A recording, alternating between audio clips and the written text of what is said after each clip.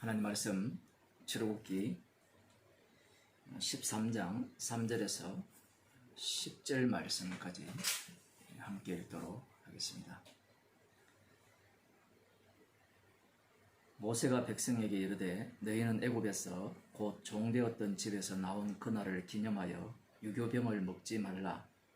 여호와께서 그 손의 권능으로 너희를 그곳에서 인도하여 내셨음이니라. 밧비벌 이날에 너희가 나왔으니 여호와께서 너를 인도하여 가나안 사람과 헷 사람과 아모리 사람과 히위 사람과 여부스 사람의 땅 곧 네게 주시려고 네 조상들에게 맹세하신 바 젖과 꿀이 흐르는 땅에 이르게 하시거든. 너는 이달에 이 예식을 지켜 7일 동안 무교병을 먹고 제7일에는 여호와께 절기를 지키라.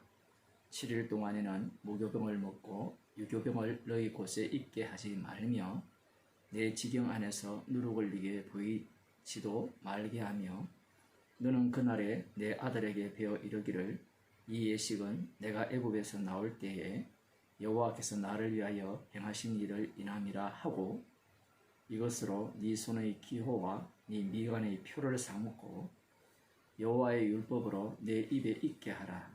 이는 여호와께서 능하신 손으로 너를 애굽에서 인도하여 내셨음이니 연년이 기한에 이르러 이 규례를 지킬지니라.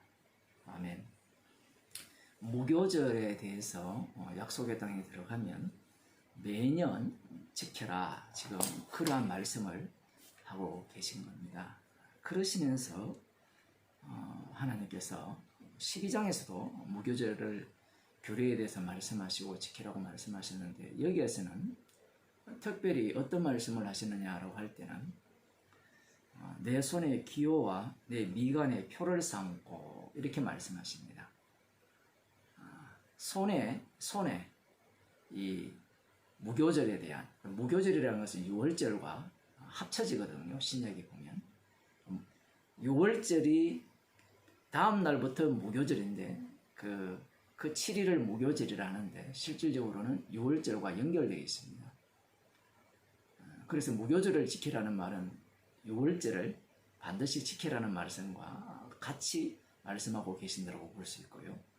그래서 이 규례, 이 무교절에 대한 규례, 그 무교병을 먹으라는 이 규례, 그리고 집안에 어떤 누룩도 두지 말라는 이 율법, 이 율법을 손에 기호로 그리고 내 미간, 미간이라고 해서 이쪽 부분이죠. 미간에 또 표를 삼고 표를 두라 이렇게 말씀하고 계십니다. 오늘날로 말하면 타투를 새기라 이렇게도 볼 수 있죠. 그 당시에도 뭐 그런 방식이 있었을 수도 있는데 어떻게 손에 두고 어떻게 미간에 두라는 그것은 성경에서 구체적으로 말씀하지 않고 있죠. 그러나 하나님께서 분명히 말씀하시는 것은 손에 이 무교절에 대한 규례를 두고 유교절을 포함합니다. 그리고 이마에 이 미간 여기 한가운데 또 여기에 대한 표를 두라. 그리고 네 입에는 율법이 있게 하라. 율법이라는 것이 6월절 무교절 규례가 율법입니다. 아직까지는 십계명이 주어지지 않았죠.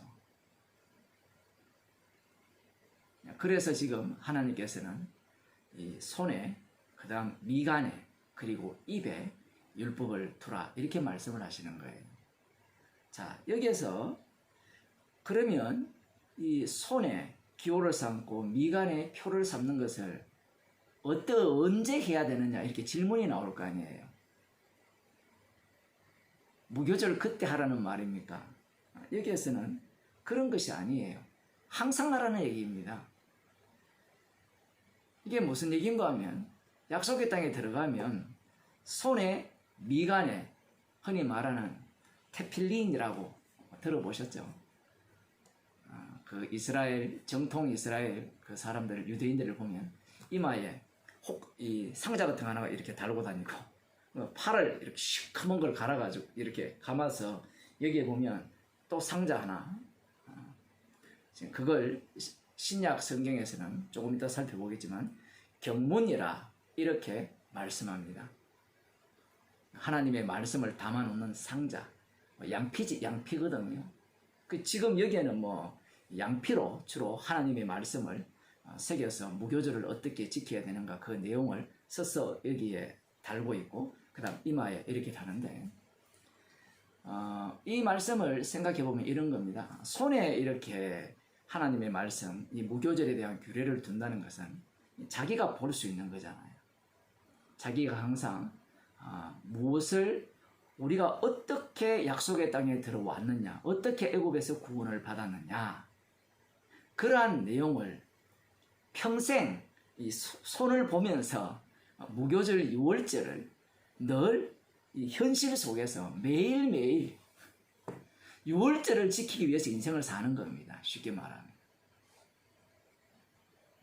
1년 내내 이걸 지금 감고 있어야 되고 미간에 이 표를 두어야 되기 때문에 늘 우리는 애굽 땅 종되었던 곳에서 6월절 어린 양의 피로 인도함을 받아서 약속의 땅에 들어왔습니다. 그 피공로라는 거죠. 여러 번 제가 말씀드렸습니다만 자신들은 죽었고 그런 생각을 안 해요. 지금 이스라엘 백성들은. 우리는 이미 성령 받은 입장에서 설명을 하는 겁니다. 하나님의 의도는 그런 거예요. 자, 그러면 이마는 뭐냐, 미간은 뭐냐 할 때는, 미간은 자기가 볼 수 없잖아요. 요즘같이 매일 거울을 본다면, 동영상을 이렇게 찍을 때 동영상을 본다면 그 이마에 이제 박혀있는 그 경문을 보겠지만 돌아다닐 거 아닙니까? 돌아다니게 되면 타인이 그 사람을 볼 거 아니에요. 이스라엘 백성 중에. 자기도 그 무교절, 그 6월절을 늘 기억하면서, 이 기억이라는 말이 상당히 어려운 단어인데, 어쨌든 이 6월절의 현재화로 늘 살아야 되고, 그 피공로로 산다는 겁니다. 또 하나는 타인이 이 경문을 보고 또 어떻게 합니까? 깨닫는 거죠. 우리가 어떻게 살아야 되는가. 또 하나는 입에 율법을 두라 했죠. 입에 율법을 두라는 것은 마음에 색이라는 것도 나올 수 있지만 입에서 이 율법을 두게 되면 가르치라는 것도 여기에 포함되어 있습니다. 그 지키라는 것. 이것을 이제 나중에 보게 되면 말씀대로 살아라 이렇게 될 수 있지만 이스라엘 백성이라는 것은 홀로 사는 게 아니에요. 하나님의 군대로서 한 무리로서 사는 겁니다. 그러니 혼자 신앙생활 잘하라 이런 차원에서 말씀대로 살아야 된다. 그 개인주의를 말씀하시는 것은 아니라는 거예요. 그리고 이스라엘 집단 전체가 어떠한 자들이냐 할 때는 애굽 땅 종되었던 곳에서 6월절 어린이의 표로 구원받았다라는 것을 1년 내내 그렇게 살아가는 거예요. 이렇게 되면 6월절을 보여주기 위한 모든 절기가 돼요, 사실은. 6월절을 시작으로 해서 777이 나오고 나중에 그 수장절이 나오죠. 대속절도 나오고 그 다음에 이제 매일 상번제가 드려지고 이러한 모든 것들, 그 수많은 안식들, 월삭들, 이 모든 것들은 다 6월절을 이야기하는 겁니다. 오늘날로 말하면 날마다 죽는다 얘기예요. 날마다 십자가 사건이 반복된다는 이런 얘기입니다. 그것을 이제 하나님께서 명령을 내리셨습니다. 자, 성경 한 구절 더 보겠습니다. 신명기 6장을 보게 되면 이와 비슷한 말씀이 나옵니다.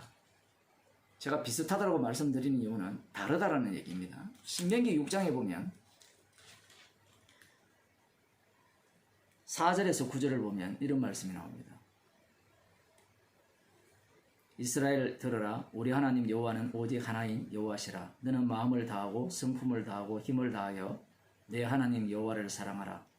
오늘날 내가 네게 명하는 이 말씀을 너는 마음에 새기고 네 자녀에게 부지런히 가르치며 집에 앉았을 때에든지 길에 행할 때에든지 누웠을 때에든지 일어날 때에든지 이 말씀을 강론할 것이며, 강론하라는 거죠, 그죠? 자녀들에게도 가르치지만 너는 또 그것을 네 손목에 메어 기호를 삼으며 네 미간에 붙여 표를 삼고 내 집 문설주와 바깥 문에 기록할지니.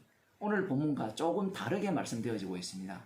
오늘 본문에서는 손, 그리고 미간, 그 다음 입, 여기에서는 손, 미간, 문설주 이렇게 나옵니다. 그리고 부지런히 강론하라, 가르쳐라, 이러한 말씀도 포함되어 있고요. 그럼 여기는 이 손에 표를, 손목에 메어 기호를 삼으며 미간에 붙여 표를 삼는 그 내용이 뭐냐라고 하면 앞부분에 보면 마음을 다하고 성품을 다하고 힘을 다하여 내 하나님 여호와를 사랑하라. 그 내용을 지금 여기에서 말씀하고 있고요. 또 한 구절 더 보면 11장입니다. 신명기 11장 13절에서 21절입니다. 내가 오늘날 너희에게 명하는 나의 명령을 너희가 만일 청종하고 너희의 하나님 여호와를 사랑하여 마음을 다하고 성품을 다하여 섬기면 여호와께서 너희 땅에 이른비 늦은 비를 적당한 때에 내리시리니 너희가 곡식과 포도주와 기름을 얻을 것이요 또 육축을 위하여 덜에 풀이나게 하시리니 네가 먹고 배부를 것이라. 너희는 스스로 삼가라. 두렵건대 마음에 미혹하여 돌이켜 다른 신들을 섬기며 그것에게 절함으로 여호와께서 너희에게 진노하사 하늘을 닫아 비를 내리지 아니하여 땅으로 소산을 내지 않게 하심으로 너희가 여호와의 주신 아름다운 땅에서 속히 멸망할까 하노라. 이러므로 너희는 나의 이 말을 너희 마음과 뜻에 두고 또 그것으로 너희 손목에 메어 기호를 삼고 너희 미간에 붙여 표를 삼으며 또 그것을 너희의 자녀에게 가르치며 집에 앉았을 때든지 길에 행할 때든지 누웠을 때든지 일어날 때든지 이 말씀을 강론하고, 항상 이 말씀을 강론하고 새겨라는 거죠. 살아라는 것은 이 신명기에서 율법을 주신 이후에 마음을 다하고 성품을 다하고 힘을 다하여 하나님을 사랑하라. 이 말씀을 이제 이 손목에 새기고 이마에 표를 두라. 이렇게 말씀을 하신 거예요. 자, 여기에 보면 출애굽기와 신명기가 다르죠. 출애굽기에서는 유월절 무교절에 대해서 손에 기호를 미간에 표를 두라 이렇게 말씀을 하셨고, 그 입에 그 유월절 규례에 대한 율법에 대한 말씀을 말씀하셨고, 신명기에서는 무교절이 사라지고 하나님을 사랑하고 마음과 뜻과 힘을 다하여 하나님을 사랑하라는 내용이 이제 손목에 그리고 미간에 두라 이렇게 말씀을 하셨단 말입니다. 자, 이렇게 말씀을 하시면 여러분이라면 출애굽기 말씀을 듣겠습니까? 신명기 말씀을 듣겠습니까?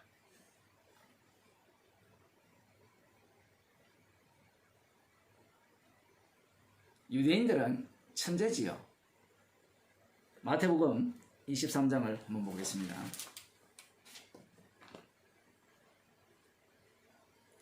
유대인들은, 바리새인과 서기관들은 우리가 만만히 볼 사람들이 아닙니다.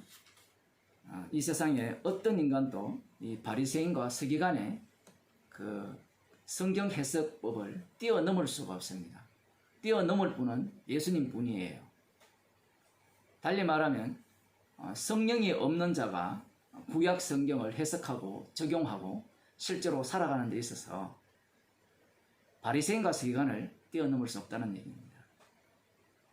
달리 말하면 인간의 죄의 가장 극한을 제대로 보여주는 자들이 바리새인과 서기관이고, 제가 죄의 극한이라고 표현했지만 사실은 가장 말씀대로 제대로 살아가고 말씀을 가장 확실하고 합리적으로 해석하는 그러한 사람들이 하나님 중심으로, 하나님의 절대 주권 중심으로 해석하는 그러한 사람들이 서기관과 바리새인들입니다.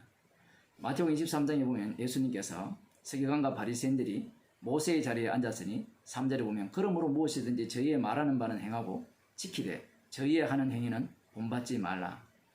이 말씀도 예수님은 영이시기 때문에 육인 사람들이 못 알아듣습니다.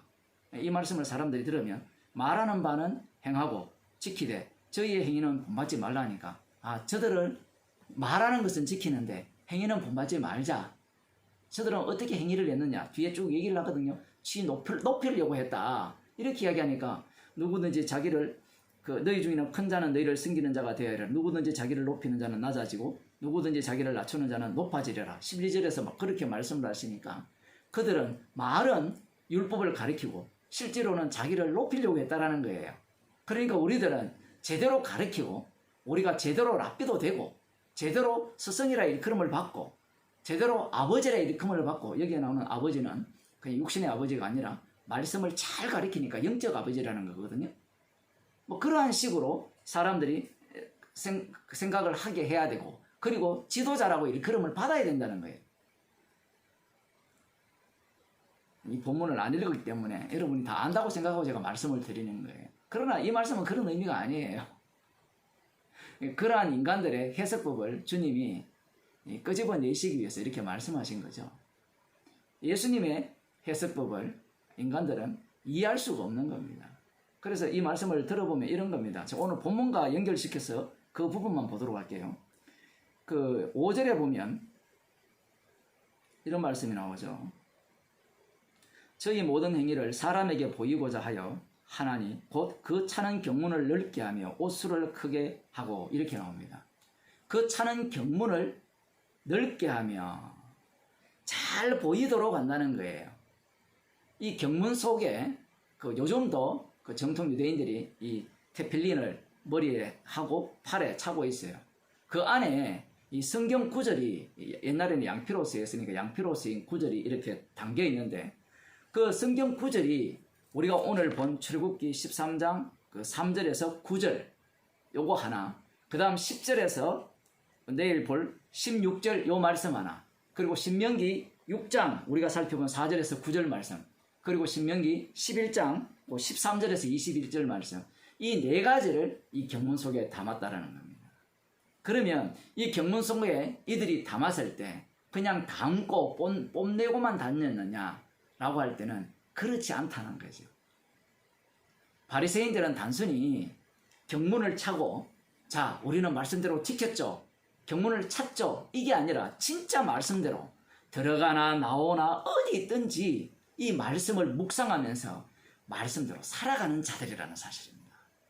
누가? 바리새인과 서기관들이에요.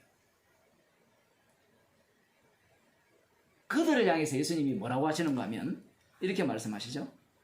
사람에게 보이고자 하여, 이렇게 말씀을 합니다.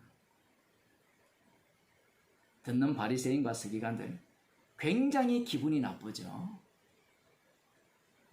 자신들은 사람에게 보이고자 한 적이 없어요.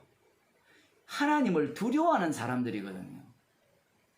그래서 그들은 말씀대로 경문을 찼을 뿐이고 말씀대로 순종했을 뿐이에요. 사도 바울이 뭐라고 합니까? 율법의 의로는 흠이 없다라고 하잖아요. 율법의 의로는 흠이 없다라는 말은 사람에게 보이려고 했어요? 아니죠. 하나님께 말씀에 순종하여서 하나님으로부터 칭찬받기 위해서, 하나님이 주시는 생명과 영생을 얻기 위해서 말씀에 순종한 거예요. 그런데 예수님의 그 마음을 어떻게 보느냐 할 때는 그 마음이 사람에게 보이려고, 뽐내려고 하는 짓이라는 거예요. 이게 좀 안 하다지 싶은데, 예를 들면 이런 겁니다. 제가 복음을 전하잖아요. 열심히 전하면 사람들이, 야, 진짜 십자가 복음을 전하는 목사네요, 칭찬을 할 거 아니에요. 야, 정말 저 사람이 복음을 전하는 선생님이네요, 이렇게 얘기할 거 아니에요. 야, 저분이 진짜 누굽니까? 그 사도 바울도 디모데를 아들이라 했으니까, 저 목사님이 진짜 우리의 아버지네요, 영적 아버지네요, 이런 얘기를 할 거 아니에요. 이건 본인이 원해서 그런 것이 아니라 상대가 그걸 말하잖아요. 그런데 놀랍게도 예수님은 이런 복음 전하는 자를 향해서 사람에게 보이려고 네가 복음을 전한다라고 하시는 말씀입니다. 제가 지금 억지 적용을 하는 것이 아니라 이 말씀이 이렇게 적용하지 아니하면 이 말씀은 우리와 관련이 없는 말씀이 돼요. 그럼 읽을 필요가 뭐 있어요? 어차피 서기관과 바리새인들은 예수님을 죽인 자인데, 그럼 우리는 팔짱 끼고 그래 저놈들 어떻게 나쁜지 두고 보자, 그럼 우리는 어떻게 살아야 되는가? 그럼 이 말씀은 우리와 상관없죠. 빨리 찢어버리세요. 이것은 성령 받은 성도에게 하시는 말씀입니다. 모든 말씀은 성령 받은 성도에게 하시는 말씀이고, 모든 말씀은 성령 받은 성도에게 책망으로 하시면서 십자가를 자랑하게 하기 위한 말씀이에요.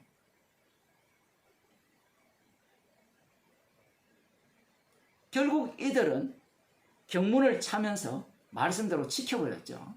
말씀대로 지켜내면서 안식일을 제대로 지키고 소득의 11조를 하고 일에 2번 금식을 하고 구제하고 하지 않는 일이 없습니다. 나그네를 대접하고 그러한 일들을 열심히 했어요. 그런데 그러한 모든 일의 최종 지향점이 무엇이냐? 예수님의 판결은, 심판주 되신 예수님의 판결은 사람에게 보이려고. 이 사람에게 보인다는 것은 영광받고 싶다는 거예요. 하나님의 자리에 앉고 싶다라고 예수님이 지금 판결을 내리시는 겁니다. 그러시면서 예수님께서 이런 말씀하시죠. 그러나 너희는 랍비라 칭함을 받지 말라. 너희 선생은 하나요. 너희는 다 형제니라. 땅에 있는 자를 아비라 하지 말라. 너희 아버지는 하나이시니 곧 하늘에 계신 자시니라. 또한 지도자라 칭함을 받지 말라. 너희 지도자는 하나이시니 곧 그리스도시니라. 이 말씀의 의미는 십자가에 영이 와버려야 알 수 있는 말씀이에요. 아, 랍비라 칭하지 말아야 되지. 이런 얘기가 아니에요. 그러면 선생이 없습니까? 오늘날 말씀을 가르칠 사람 다 있잖아요. 근데 성령이 와버리면 나는 선생이 아니오라고 하는 차원에서 가르치는 거예요. 아니오라는, 나는 아버지가 아니오라는 차원에서 아버지예요.